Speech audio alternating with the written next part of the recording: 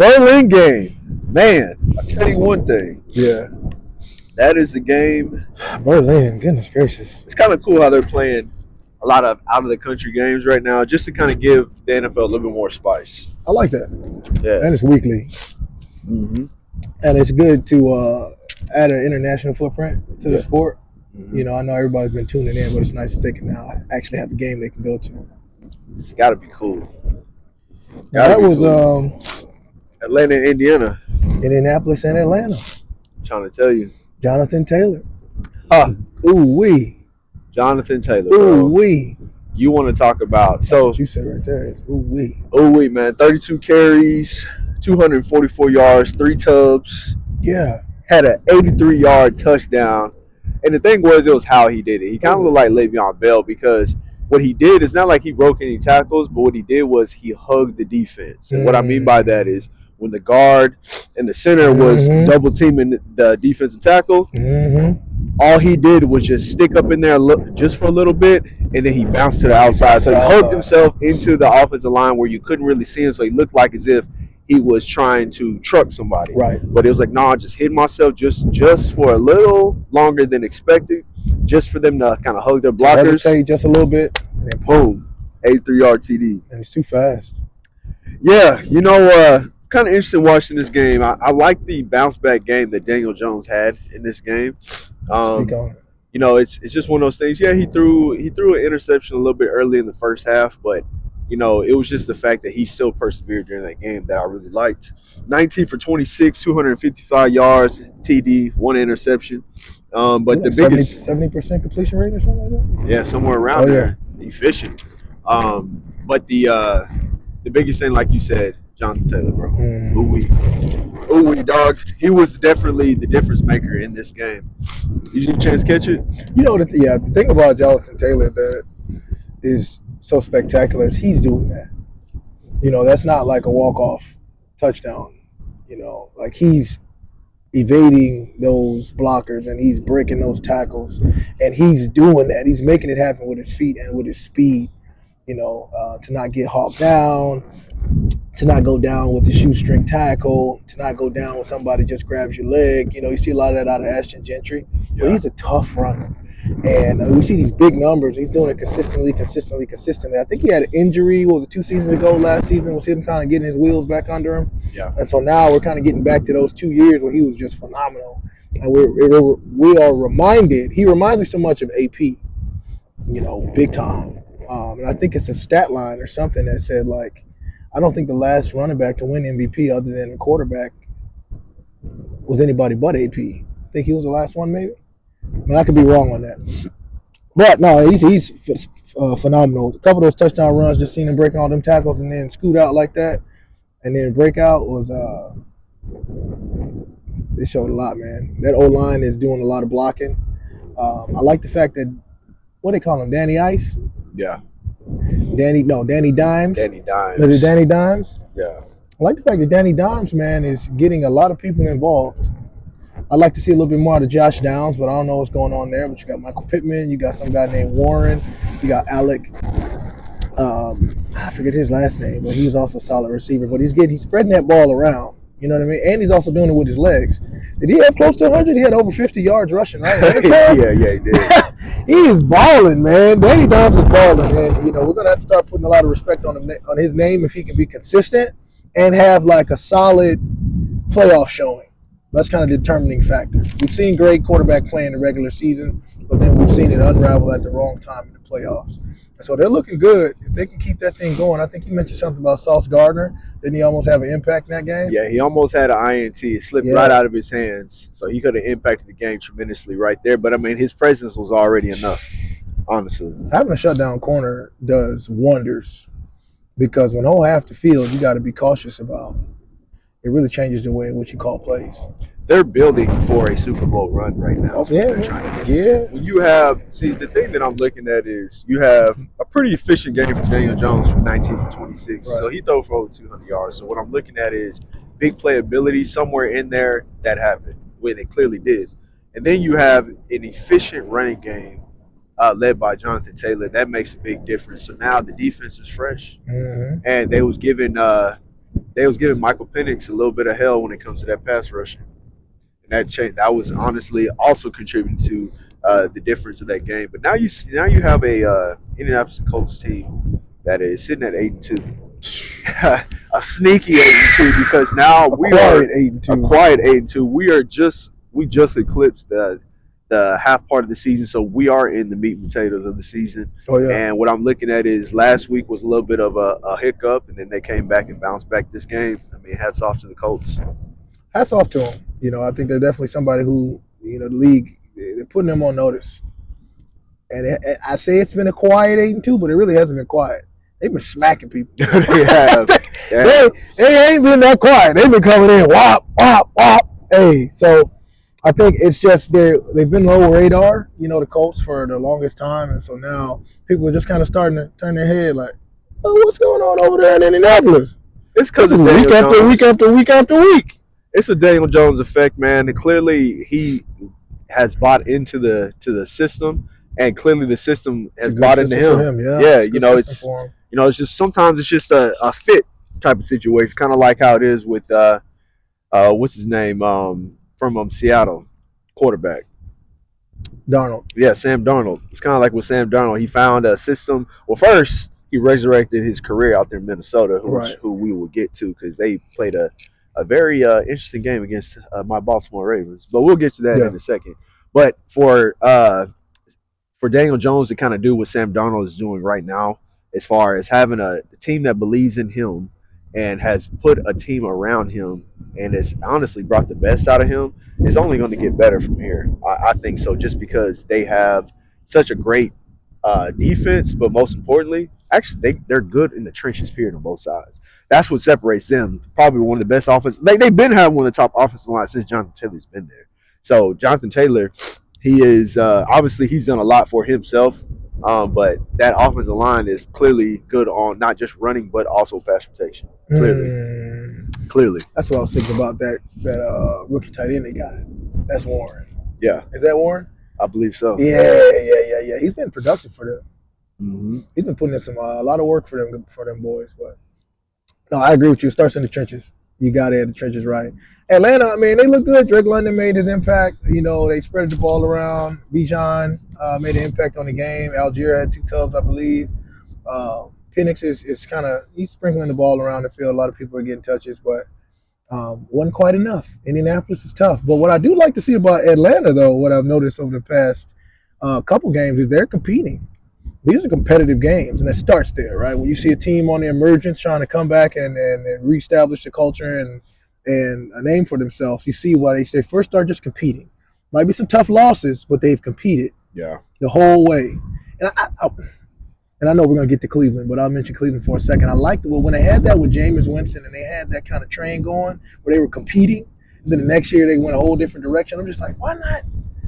Like, you're building something. Yeah. And so that's what we're seeing in Atlanta. They're competing. They're putting up points consistently. Michael Penix is moving that ball, and they got 2 dogs at running back, so they'll be all right.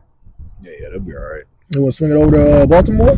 Yeah, so crucial games because I was thinking about a couple weeks ago, Snoop Huntley helped them actually stay in playoff contention play in that division, right? And so that was the one game they needed just before Lamar Jackson came back. And so Lamar has been on a 2-game winning streak, and after this game, make that 3. So now they're sitting at 4-5. You want to talk about going against a team like Minnesota who has top 5 defense. They have their quarterback back, who is their ride or die, kind of like how Jackson Dart is for the Giants right now. So J.J. McCarthy comes back, does well, 20 for 40, 248 yards and a touchdown. But the thing is he has kind of adopted a little bit of what's his name? His actual backup quarterback right now, Carson Wentz. Yeah. He's backed up a little bit of his habits. Mm-hmm. He threw 2 costly turnovers in this game. That was kind of a little bit out of character. What I mean by that is sometimes, I was thinking about with a Carson Wentz, he'll take a lot of risks down the field. Mm-hmm.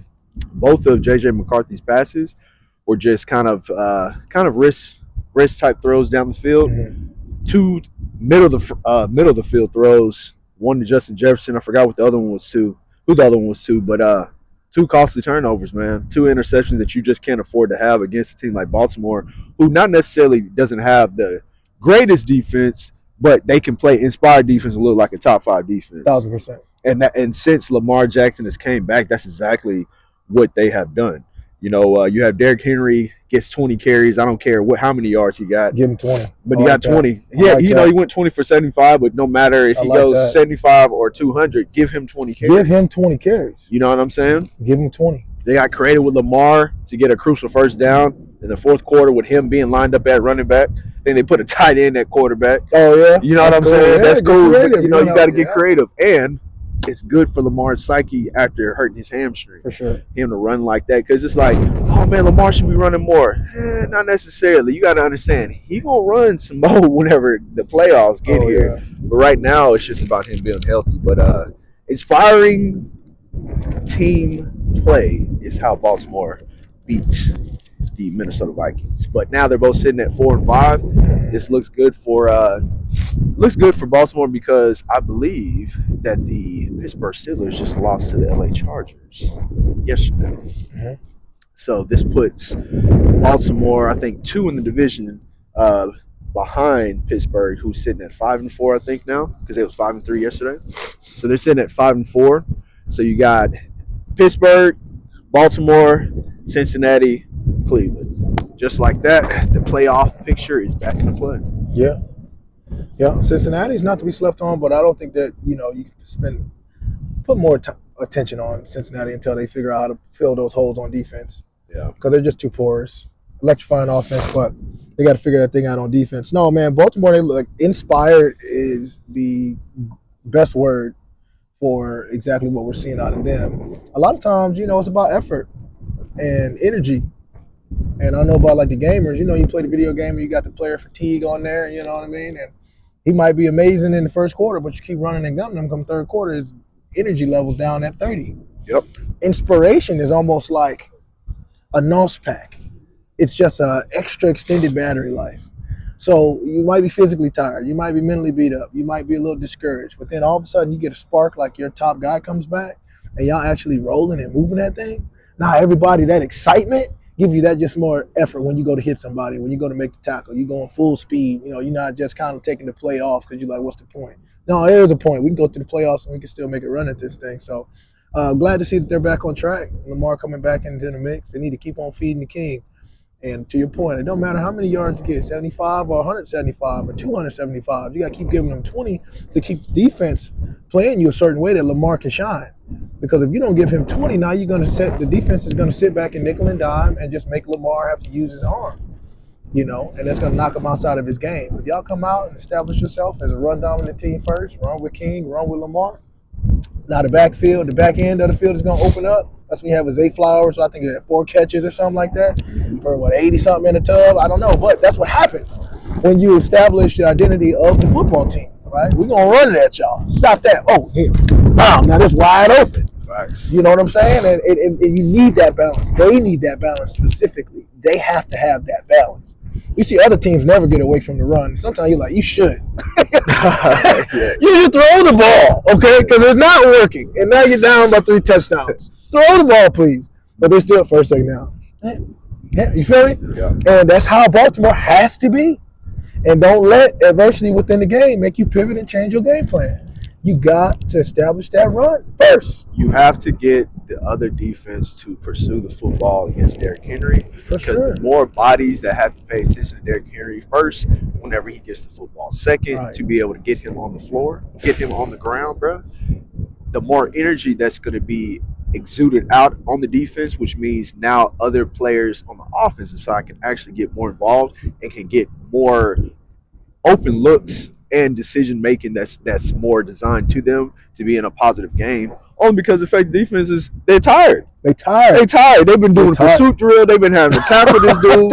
You know what I'm saying? You got to factor in what he's doing at all times when he's on the field. And then along with Lamar is obviously his presence alone is going to allow for Derrick Henry to get back to running and making some explosive plays. But yeah, man, 20 carries, 75 yards. I'll take that because either way, we know we're trying to establish who we are. And prove them well. Mm-hmm. Yeah. Mm-hmm. Let's see here. You know what was an interesting game was Miami and Buffalo. Oh, man. Sheesh. Was that underestimated? Were they just underestimating them? What you think? Or they just caught the wrong team at the right time? The wrong team at the right time / the wrong turnovers at the wrong time. Yeah. And so the thing that I didn't like is the fact that James Cook, he fumbled in the first half, and then after that they kind of stopped feeding him the ball. There was a time, and see, his thing is, you had him, worst. he fumbled the football in the second quarter, and then another problem with that is the fact that what's his name, Josh Allen, he also threw a pick in the second quarter. This is whenever James Cook wasn't even in the offense in the red zone. See, what I'm looking at is you lacked one offensive weapon in James Cook who could have been catching the football off the flats. You know what I mean? Or just being such a solid detail of an aura that's on the team. That actually helps out because of the fact the defense has to pay attention to James Cook too. When James Cook's not out there, it kind of allows for other defenders to kind of hyperfixate on the receivers. So as a result, what happens? You try to force feed to one of your receivers, boom, there goes a pick. It's unfortunate, but now you go up 16-0 against a team who's supposed to be up 16-0 against Miami Dolphins. Exactly, you know what I'm saying? Exactly. So it switches up everything. Even any given Sunday, what they call that. I feel like this whole week of games have been. It's funny that you said that because on the top of my notes, I was gonna put any given Sunday. Any given Sunday. Because that's literally what it's been. Every week we go, week to week to week. Any given Sunday, somebody's getting upset, and I think that's just a natural management of energy, right? You know what I mean? You got highs and lows. Some weeks you feel great. Some weeks you're a little better than bruised and you're a little tired. Maybe the long airplane ride, you know what I mean? It's getting colder outside. So there's a lot of human factors that, you can take into play about the sport, to make it make sense as to why some teams look a little out of character. You never know what goes on. Might be some locker room stuff. You never know. Lack of motivation. You might underestimate a team and think you can take a light, and they come out and overestimate you and smack you in the mouth. Because I know with Buffalo and Miami, they've had this little quote unquote rivalry for the longest time because Miami hasn't been able to get through Buffalo when it gets cold. And so I know they probably just wanted to bring their A+ game. And so if Buffalo came in there with their B- game, like, we're going to roll over Miami. They can't even figure out what they want to do. And Miami like, nah, anybody going to beat us, but it ain't going to be y'all. And we back at home. That sour taste in their mouth? Yeah, they probably got a sour taste in their mouth every time they see Buffalo. So y'all coming to our house? Oh, I'm getting everything I got. I'm going to mortgage the house on that. Hey, I'm gonna give one. So we see that a lot, right? Those teams who, play up, and we also see those teams that those dominant teams play down. I think it's more of that than anything else. Nothing to be alarmed. Achane though. I was just about to say I wanted to highlight Devon Achane because he had 22 carries for 174 yards. Good Lord, bro. He was toting that pill, man. He got loose. Obviously, Jalen Waddle, he got loose on the tub on the right side. So I mean, explosive. Playmakers is what they have. They always have explosive playmakers, but it feels good to see them actually be able to be who they are. For sure. Yeah. So, yeah. 1,000%, man. Any given Sunday, they wasn't supposed to win that game, though. I don't think so. Statistically, yeah. But whenever when it comes to being professional athletes, yeah, anything can happen. Yeah, I don't think so. Man, what's your thoughts on that Jacksonville-Houston? A complete meltdown. Think so? Yeah, complete meltdown because Jacksonville should have won that game, man. It was a complete meltdown, but I don't know. I'll say this. Parker Washington, he started off like sizzling hot. And he never really got cold, but he was the spark plug that Jacksonville needed. He's quick. Yeah, because I was thinking like he scored a quick touchdown. Then he had a good then after they had a turnover down, Houston had a turnover downs, boom, he comes back and then he gets a punt return. So 2 quick touchdowns, they get up. But here's the thing, complete meltdown because y'all are up by like 20 points, 20, 30 points, and then they end up coming back, But hey, shout out to Mills. He was 5 of 9. He had a 5-19 record as a starter. Mills been playing. He looked like a young Matt Staub. Mills been playing. He has. We can give him 3 games.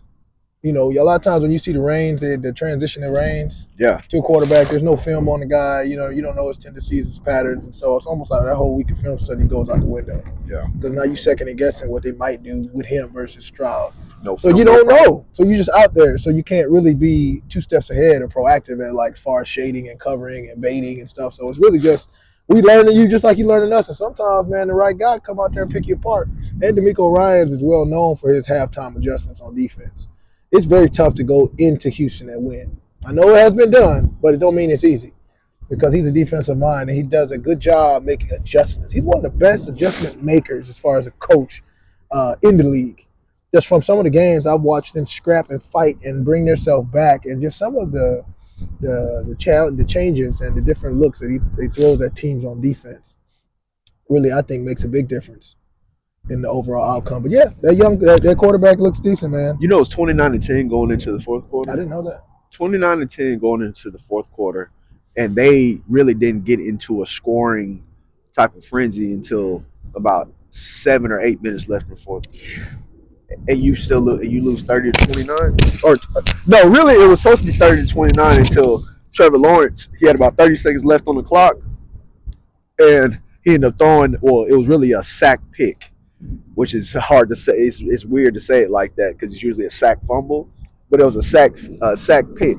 He got sacked. The ball goes up in the air. D-line catches and scored a touchdown. I think I saw that.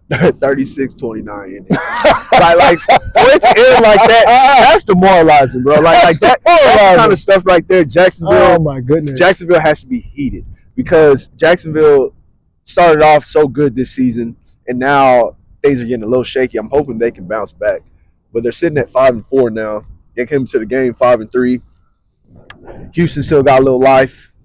I don't know the situation that's going on with their starting quarterback. CJ? Yeah, with CJ Stroud. But they got life still. So we'll see what happens going down. You know, it's kind of cool. It's kind of refreshing as a team. I know you can attest to this being an athlete yourself when it comes to when you have a new general at quarterback, but he actually balls out, brings a different spark to the team. It does. It brings a little spark where it's like, hold on, do we get an upgrade? Because automatically, just a quarterback being in there, and if he does good, it's automatically like, is this the upgrade or is this temporary? Right. Well, in their minds, after a game being down 29-10, I would think, hey, man, psychologically, it's like, hey, we in good hands. For sure. We in good hands. We in good hands, shoot. So keep that train rolling. Yeah. Keep the hope alive. Because he's definitely not an upgrade. Right. But it's definitely good to know you got a legit backup quarterback. 1,000%. Shoot. Got to get the job done. For real. Season ain't over. You know, a lot of times a big guy go out here and see crap, man. It's not over. They got time. He's balling well enough. And all they need to do was win a couple games. Man. You just don't need to go 0 for 4, 0 for 5. No, not at all. If you can win 1 or 2 and everything, and you know what I mean, just hold it down until the starter come back. Sometimes it's a good little offset, right? Because they change the playbook up a little bit for the new guy, simplify it, and then that simplified ass ball seems to work. And then when the quarterback, the starter gets back in there, they kind of keep some of the things the same that seem to be working and have momentum. So then it kind of you see a resurgence of that standard quarterback, probably competitively because he knows, all right, now I gotta remind you who I am now, right? And so you see that uptick in them, and they're playing a little bit harder. Cross my T's, dot my I's, baby. Yeah, man. Oh man, for real, it's the beauty of the sport, man. Competition. I think we had Detroit and Washington too, man. Detroit, ooh, yeah, that wasn't much of a game. No, it wasn't much of a game. Jahmyr Gibbs got loose real quick. You know, he was running all over them, and that to me was the difference in that game. But you know, it's tough whenever you think about a team like Washington who's battling a lot of injuries, knick-knack injuries. You know, just one of those things. It's unfortunate, but yeah. It doesn't take away from what Detroit did to them, though, because Detroit really is like that. We know that, though. You know, we've seen Detroit put up big numbers on people. We know they got electrifying offense. If you ain't got the defense to stop them, you know, good luck. And I don't know what their strategic plan was, because the past 2 seasons have been pretty successful, and I've been seeing a difference in them these past few games, and it's been on the defensive side. I've seen a little bit more stoutness on the defensive side. And even that 22 points came later on, right? Yeah. They put that 44 up quick and then Fast in a hurry.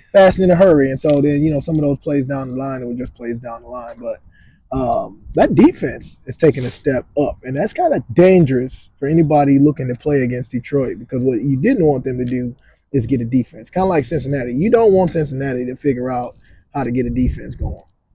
You know what I'm saying? But good game overall. Detroit still rolling, doing their thing. Yeah, Jared Goff, 25 for 33, 320 and 3 TDs, 0 picks. 320 on them boys. He had a game. Man, I'm trying to tell you. Efficient like like his successor, Matthew Stafford.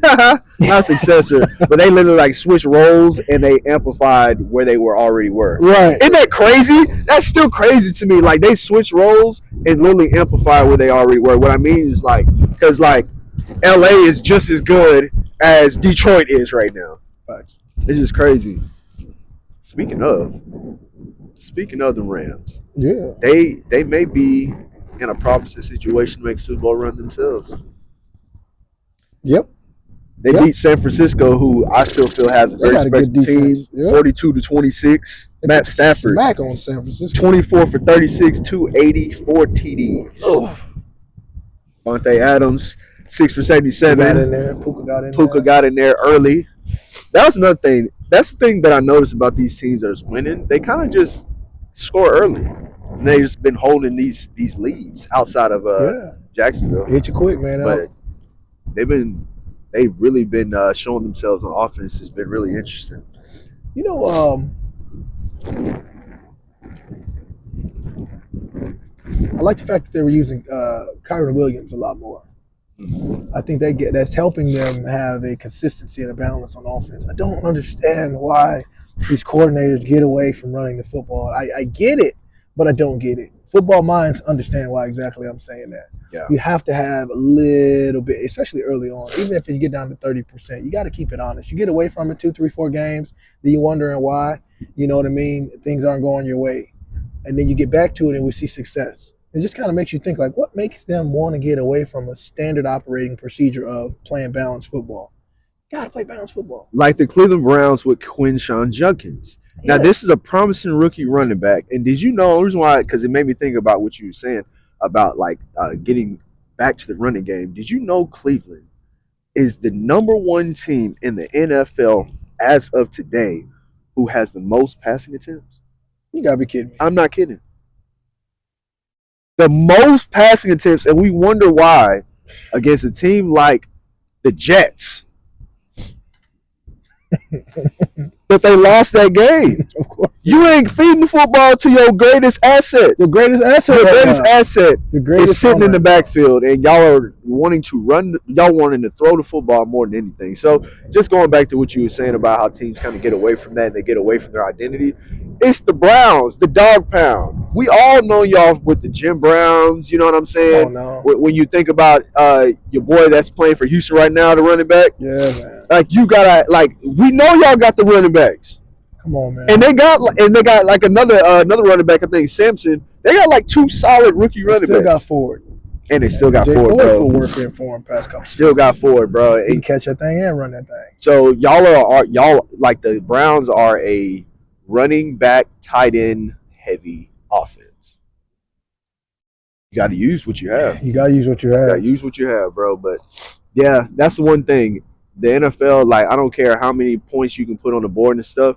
And the playoffs always shows you, because people can talk about Patrick Mahomes, because I think about the Chiefs being the prestige team of running the football or of quote unquote throwing the football. Mhm. I think about even Brady of throwing the football and stuff like that whenever he was with the Patriots and they went on the Super Bowls. Yep. But what people don't understand, they still was running the ball They was running that thing. a lot, A lot. like a whole lot. A lot. They may not have that feature running back, but they had featured plays, which means, hey, we have our featured 25 to 30 run script plays that we're going to run regardless while we're doing our passing game. And they didn't have the same success when they got away from the run. That's what I'm saying. When KC has Pacheco rolling and Hunt rolling, they got the run game rolling, you can't do nothing with KC. Not at all. You can't do nothing with them, because as soon as you think you got them stopped, or you forgot about the running game. The running game going to open up the pass game going to open up the run game. Tom Brady and the Patriots. They had White. They used to catch them bubble screens. They bubble screen. I was just about to say. They bubble screen you always Jailbreak you all the way down. All the way down. Jailbreak hotel. On the goal line. On the, but listen, For real, we all dog. knew it was coming. Yes, We dog. sit there and watch, and when the game get tight and it's getting close, I'm like, they need to score. They need to move the chains. Here come the bubble screen. As soon as you see White get on out there, or what was it, Snow? What was his name? It was White, wasn't it? I think it was White. Anyway, they had 2 back tandem. They had one back that was a bruiser. They had the other back White man. He used to catch that screen, jailbreak you. And I don't know, Yeah, now man. you got Isaiah Pacheco and Kareem Hunt, and that Mm-mm-mm. that two running back tandem is so nice. That ain't what you want to see. But yeah, the running game is just it's just so important. Speaking of running game, made me think about Tampa in New England. So first, let me just say, Ohio State breeds football players, not receivers, not Football tight players, ends, bro. not quarterback, Yeah, man. football players, Football bro. players, man. So Henderson, bro, 14 carries, 147 yards, and 2 touchdowns. Tote net They pill, got them one. speed. They got them one. You want to say they did? They got They them do. one. You want to talk about we want speed and lots of it? New England has that. And you know what? Getting a chance to watch Drake May throw that ball, He can play some football. he does throw one of the most beautiful deep balls out there. That's dangerous. You know this team is sitting at 8-2. Drake May can play some football. Can, bro. 16 for 31, He can run that 270 thing, too. yards. That's beautiful. Matt Collins, 6 receptions for 106, but he had that 54-yard dime that came from Drake May. That was just huge. You know, they went to. It was kind of cool to see them go to Tampa and beat them Yeah. in Tampa like that. Baker Mayfield still played good, 28 for 43, 273.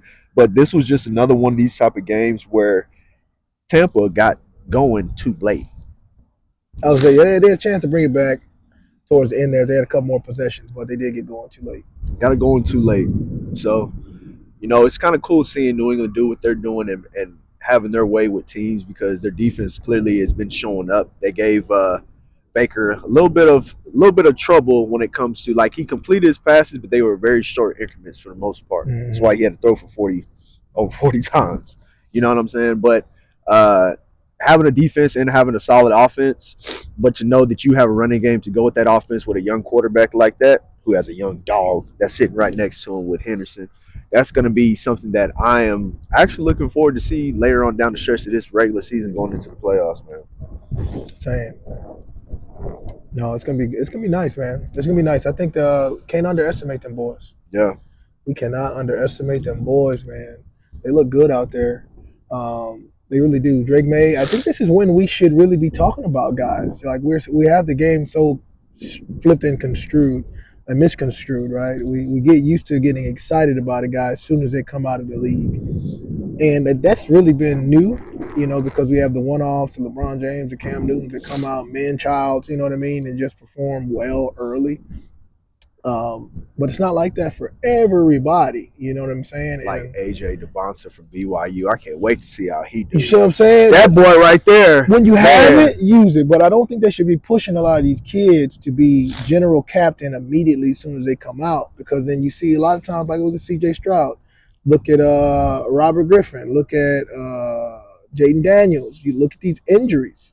You know, we see a big giant jump the first year, and then sophomore slump is a real thing. You know, but why not first year development? You know what I mean? Not sophomore slump. No. You just coming out of red shirt. You know what I'm saying? Like, come out, get developed. Then as a sophomore, this is your first time for the world to see you. Be developed, be nurtured, kind of like Jordan Love. You know, sometimes when you come in behind a vet that still got some juice left, it's the best thing for you, because now there's no pressure of why you're not playing, because you got this guy, you got this veteran in front of you. He's got 2 or 3 more years left. He's not trying to compete with you. He's on his way out. He can teach you. He can learn. You can mold you. And now when he's out, he's ready to trade him or let him go or retire. He can hand over the reins. Now you can come in and do your thing. It's a tough situation because what you just said is spot on, because it made me think about the Joe Flacco's of the world. Yep. And what we would say would be the Aaron Rodgers, even though he don't want to think like that. No, but as far as just that type of age group and experience is what I'm looking at, and maybe even the Matthew Staffords of the world. Right. But the one thing that I was just kind of just thinking about is that head coach for what's the name of the head coach for the New York Jets? Not Jets, but for the Giants that just got fired. Brian Daboll. So with Ryan Daboll, the thing that's tough is you have a young quarterback, and when you talk about experience and having a quarterback in front of him with a Russell Wilson, it's tough because it's like, well, you know, hey, the signs was there where you weren't winning, the team is not believing in Russ, you know, quote unquote. So now it's like, hey, we need to bring in this quick firecracker that can kind of light a match up on everybody, and then to match that energy, we want to have a Cam Scatterboost, and now you have a subwoofer amplifier, right? And it amplifies the whole team. But here's the thing. I think with this coach, where he possibly gotten fired, it wasn't because of the record. I'm right there with you. Jackson Dart's had too many concussions. Yep, this I'm right early. there with you. I know. Way too many concussions. I don't like all this running he's doing. Yeah. He's a quarterback, and the thing is, it's kind of like now. And I said this a few years back whenever Robert Griffin whenever he went to Washington. When Robert Griffin was at Baylor, he was not running as much as he was at Washington. They ain't got no whole line at Washington. And so what? Yeah. And so yeah, true. You come from championship caliber team to 2 seconds, 3 seconds. But they had but I was also factoring. They also had all these design runs. Oh, that's what you're saying. And so I was like, hold on, why y'all having him do all them design runs? He was a spread quarterback that was legit spread quarterback. He's a shotgun spread quarterback, like legit. That's what he does. He's gonna read you IQ wise, and he's gonna get the ball out of his football. Yeah, get the ball out of his hands. Too. And accuracy, like Robert Griffin had all of that. And so whenever he was in Washington, they had him do that, but they also was like, well, you are a track Olympic. You have Olympic speed. So we want to utilize all of your talent, but they did it too aggressively, too soon. Yep. And so what I was looking at was Jackson Dart. They are almost maximizing his gifts, whatever he should be being developed. Thank you. He's at the beginning of a new career. You can tell the way he plays his style. It's a shelf life because he's a rookie. And what I mean is whenever he's running the football and stuff and he's helping create their first downs, it's because that's what he can do right now. He's still learning up here. You got to give him some time. Right. But y'all are trying to force it's like they're trying to force him into winning mode. Like, yeah, we can win right now by sacrificing his body to get first downs instead of him having to make reads to throw first downs. Right.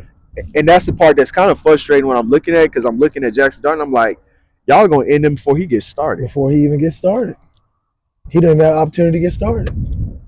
You see what I'm saying? Yeah. He didn't have an opportunity to get started. Yeah, bro. And that's a lot of times once you see these, and I think the whole system has to adjust, right? Because there's so much pressure on the head coach to win now. And they're putting the pressure on them to put the best talent on the field. But if the best talent isn't quite mature enough yet, you know what I'm saying? It's like they're going to hurt themselves. It's not a matter of is it the best talent. The best talent for sure, but they're going to hurt themselves. They're not mature yet. They're not mature yet. They got to grow. They got to learn. They got to watch how a veteran quarterback averts unnecessary contact, how they slide, when they slide, what read to make, how to throw it away, when to throw it away. You know what I'm saying? Like, that may come with some L's. Yes. That may come with a season. You just drafted this top guy, and now you have a unsuccessful season while he's resting and nurturing, kind of like we saw Baltimore do it to the T. The highest level of efficiency I've seen somebody do this in a very long time was Baltimore in this new era, as far as how they peppered in Lamar. And the whole world was like, put him in now. Come on now. And they were like, nope. We gonna let him get ready. We gonna let him get ready. They give him a couple run plays, make a couple here, a couple there. Nope, we gonna let him get ready. It was just enough not to let the current quarterback feel threatened, but enough to let him get his feet wet, and then surely, then by the time they handed it over, the whole world was like, okay, cool. It makes sense. It was so smooth and seamless how they did it. Between him and Flacco, that was perfect. And most teams need to take notes because you're gonna have a little more electricity out of that rookie. But what are you gonna do? Is he going to take you to the Super Bowl and win it? Or is he going to do the same thing C.J. Stroud did? Come in, make a whole lot of noise, outstanding, go to the playoffs, and then, okay, you still going home. No, it doesn't mean that wasn't a good effort. It was great. Yeah, and C.J. Stroud should have started. But, right, you know what I mean? Like, I'm right there with you. And I'm right there with you. It's a little bit of a sophomore slump. But to your point, it all goes back to, because it's not their fault. It's developmental fault. It's development, man. Because you got to have that.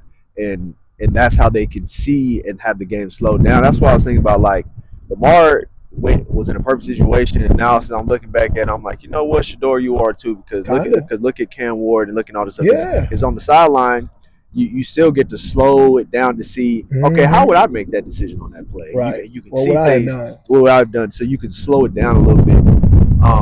But what I was about to say when it comes to watching Jackson Dart and watching like the C.J. Strouds, where they had that quick burst and then they're forced into the sophomore slump after people get this film on them and they are still trying to develop into these other habits to understand the game. It's like playing with your favorite player on Madden and their ratings at 75, but since they're your favorite player, you keep them in there, but the starter is sitting at their overall grade is 87. Yeah. What are you doing? Of course, don't get mad whenever that person is not making the plays that you're looking for just because you like them. They're tired. They're not ready. They're not ready. And that's just one of the things. Now, even though I say that, I am going to say this on camera. I do believe Shedeur Sanders is fully ready, period. Like, he's ready to play right now. I think he's better than at least 10 starters at quarterback right now, if not more, even with his IQ, and he ain't even touched the field because he's been growing up in a professional system pretty much his entire life. He's been having to be professionally nurtured since he was a baby. Yeah. So I don't even want to hear nothing about development with that. He's the type where he's ready now. But he's kind of built for the pressure. He's built for the pressure. He's built for it, and to top that off, his mechanics is built for it. Mm-hmm. Rewind. Yeah. His mechanics are built for it because he is the true. He was groomed to be a traditional pocket National Football League passer the way it's exactly designed to play. Yep. Every sports announcer that's played in the NFL, every media guy that's been in the NFL sports, they know he's ready. Oh yeah. They know it. And so that's just one of those things. I can't wait to see how that plays out with Cleveland in that aspect because there's nothing against Dillon Gabriel. I think he's a great quarterback. He's a great spot quarterback. Mm-hmm. And what I mean is, hey, I'll spot you a game or two. Right. I'll spot you that. I'll spot you, and I'll even possibly spot you if we make it to the Super Bowl and something happens. I got to come in there. I'll spot you. Finish that thing up. I'll finish that thing up, dog. I will. I can put the bow on it. But I want Cleveland to see that. I want Cleveland to see that because the thing is, it clearly is more than just from a quarterback. It's from a leadership perspective. Mm-hmm. Shedeur clearly naturally has leadership qualities. So naturally, when you talk about energy sparks and everything, he's going to make it better. Now, you talking about player development, and you can argue with that. Well, y'all forced the player development out in Cincinnati. He's playing for the Bengals. Yeah, man. Okay, he was the key to helping you player develop a Dillon Gabriel and a Shedeur Sanders. That's it. That was it. But if y'all want to remove that window, then you need to go ahead and put in Shedeur and let him be the one to help develop Dillon Gabriel. Because the reason why I say that is because you're talking about someone who's more traditionally aligned with a lot of pro style, different situations. For example, the hash marks on a college football field is a lot wider than it is on an NFL field. A lot of people don't know that. What does that mean? A lot of the spacing on the field is going to hit different because there's going to be more narrow windows because of those hash marks. So whenever a player's run a dig, you better get the dig to them quicker than usual. Yeah, man. Because those windows are going to get smaller because those hash marks represent the middle of the field. Yep. And the NFL makes it more difficult where you have to actually read defenses because the hash marks are representing the middle of the field. So to get to point A to point B, you have to take a straight line. Yep. That's what science says, right? Mm-hmm. So if that's the case, that's probably the way you probably want to throw the football. But because of the National Football League and it's a chess match, they made the hash marks smaller and more narrow because they're going to make you read the field. Yep. So you won't always have the option of throwing the ball down the field. So how does this happen? How does this mess up? Well, most people are afraid to throw it down the field. Why? Because it's an interception. Yep. It's like a whole bunch of velociraptors waiting to eat you up if they were dinosaurs, right? Yep. You throw to the outside, you think you can nickel and dime your way. Well, you can do that for a few games until teams get film and they realize what you're doing. Right. And so now you have to throw the ball down the field, but you got to be able to play mind games with the defense when it comes to. Why do you think you have people that, like you have a Patrick Mahomes that can look this way, he can throw the ball this way? Yep. But I'm not saying that you got to be Patrick Mahomes. What I'm saying is you got to be able to manipulate the defense with your eyes and actually understand reads 1 through 4. Thanks. You have to be able to see your first option to your fourth option. You have to be able to see that. And what I'm seeing with Cleveland is you're seeing a person that may see their first and second, but not their third and fourth. Right. And it's just kind of one of those things that's tough, but it's also a little bit of player development, but Cleveland put themselves in that situation. So, hey, it is what it is. Yeah. At least, when you think about someone like Shedeur who's played on a team that doesn't have the best talent, he has to get the ball out even faster than usual. Mentally, he's already there.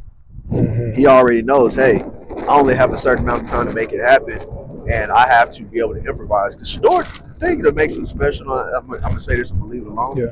everyone who you think isn't a top player, Shador gonna make them a top player. 1,000%. So the Jared Judys that they say, well, Jared Judy did He will nothing be. since but yeah, he will.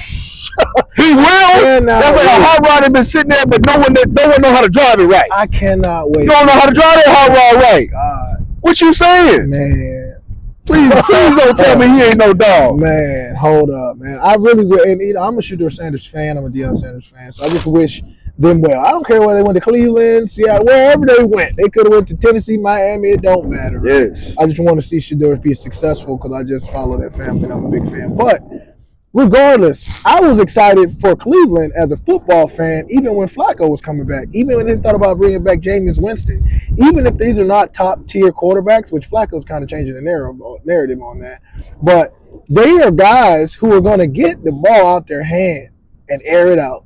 And I know it's going to come with a lot of turnovers, but the only reason why I was a smidgen excited is because I know how much hidden, silent, sleeping talent is on Cleveland's offensive roster. Oh, I'm trying to say, people don't even realize it. If any quarterback, Well, that's why. if they get any Cleveland solid is so quarterback frustrated, though. up in there, bro, anybody outside of Dylan Gabriel, Shedeur Sanders, if they get any solid quarterback, Deshaun Watson, hell, if he wants to play some actual football, if they get any solid quarterback to come in there and throw that thing the way it's supposed to be thrown, Cleveland's going to be a brand new team overnight, just like Indianapolis.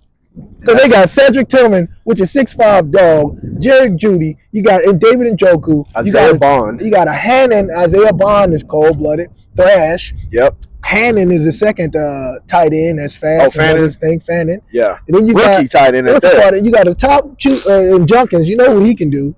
Like, This is the part that is insane. and the defense is solid. And the defense is now. I always say top five. No, but they are a top five. Okay, so you have that. All I'm saying, and that's the reason why Cleveland news Anybody and the gets Cleveland in there. fan base is like, we're sitting on a gold mine in our own facility, They don't want it. and they don't want it. They don't want it. They don't want it. You know, I said that thing about James Cook when I was Same talking about earlier about just about Cleveland Browns. yeah, like Being like successful. that whole aura thing is a real thing. And so, like when I was talking about with James Cook, whenever it's like him being on the field, whenever when Josh Allen threw that pick, and it's like he should have been on that field because he could have been another option out the backfield because he's a threat. As soon as they see James Cook, they see that aura. They're like, okay, that's James Cook. We got to make sure we cover him. Facts. That could have created more for other players to be able to get open. That way, Josh Allen wouldn't throw a pick. Well, it still goes back to this whole thing about aura. Whenever Shedeur Sanders is out there, you could just tell. You could even tell, even in a preseason game, everybody got excited, even on the sideline. Oh yeah. It wasn't even starters getting excited. Oh, yeah. The starters getting excited. They weren't even on the field playing. But when have you ever seen a society, a collective of fans get excited about a guy being named the number 2 quarterback? Because there's hope that he can get into the game and help That's them how win. much stir and how much attention that this guy brings. The fact that he's moving up the depth chart, he ain't even played yet, to be number 2 has got people excited. Yep. You know, and it's less about the guy. You know, I know it is about the guy, but it's also about like the Cleveland Browns' success. And the other members on that team this is their life. They're getting paid. They're trying to feed their family. They're trying to have their own legacy. They don't want to waste seasons because y'all playing around with some politics. Yep. But they want to play. Bring a quarterback in here. If you don't want to play the best guy in the locker room, then go bring a guy in here that can play some football. Nothing against Dylan Gabriel. He's just a rookie. He needs a little bit more development, right? But he's playing some ball. He's playing pretty good ball. But, man, it's unfortunate. Yeah, it is. I'm looking forward to see how the rest of this Yeah, man. this season going to be for sure.